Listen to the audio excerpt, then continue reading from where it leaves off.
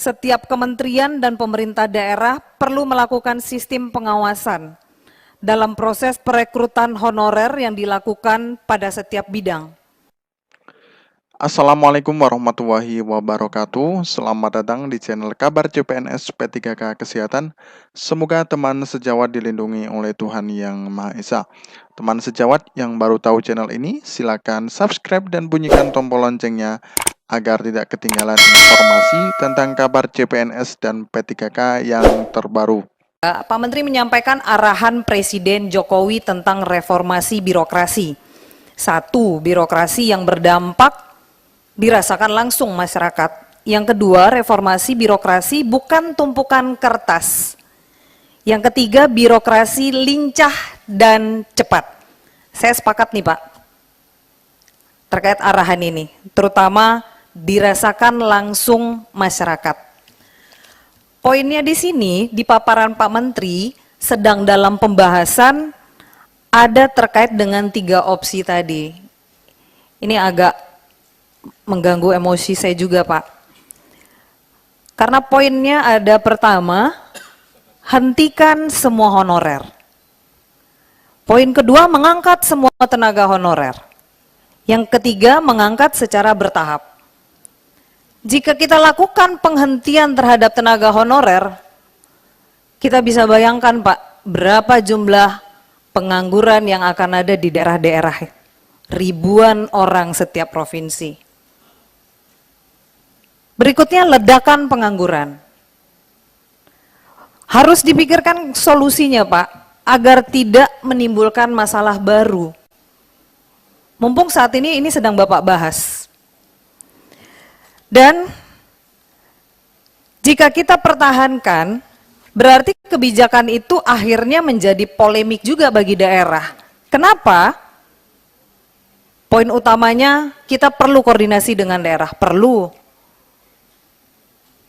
Dengan tetap mempertahankan honorer, konsekuensinya yang harus kita perhitungkan adalah terkait terutama anggaran, alokasi anggaran atau gajinya.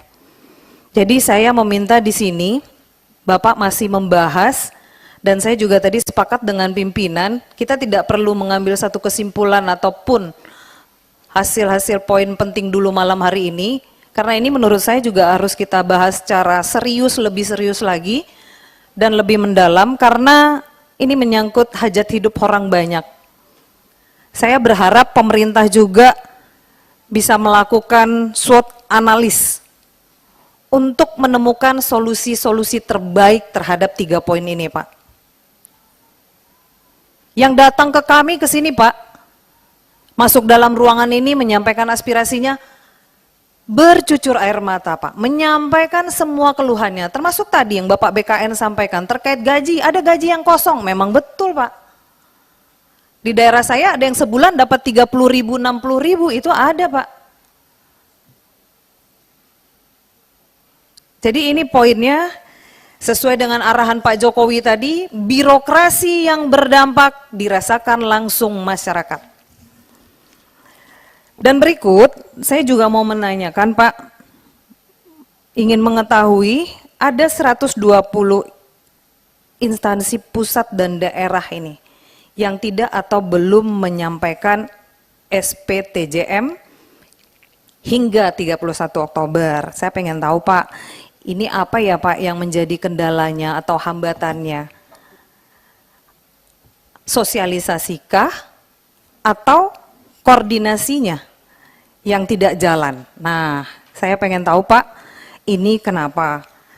Berikut dalam paparan Pak Menteri juga menyampaikan bahwa data dari instansi yang tidak sesuai akan berdampak pada pertanggungjawaban hukum.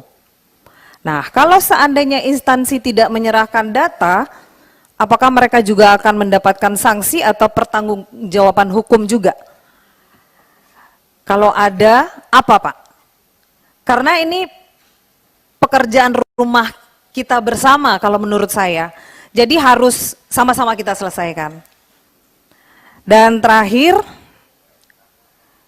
menurut saya ada beberapa yang perlu kita bahas lebih lanjut ke depan, ini malam sudah larut, tidak mungkin juga kita akan membahasnya terlalu dalam lagi, sementara poin-poin yang ada, yang Bapak Menteri paparkan dan juga yang akan kami dalami, ini adalah poin-poin yang sangat perlu untuk kita bahas terkait orang banyak. Saya menjadi atensi, ada beberapa catatan dari saya, Pak. Perlu adanya kebijakan dan regulasi, Pak, terkait dengan adanya pengembangan kompetensi terhadap honorer. Yang kedua, setiap kementerian dan pemerintah daerah perlu melakukan sistem pengawasan dalam proses perekrutan honorer yang dilakukan pada setiap bidang. Terakhir, Kemenpan RB dan BKN perlu menetapkan regulasi yang lebih komprehensif dalam mengukur kinerja dari ASN baik PNS maupun non-PNS.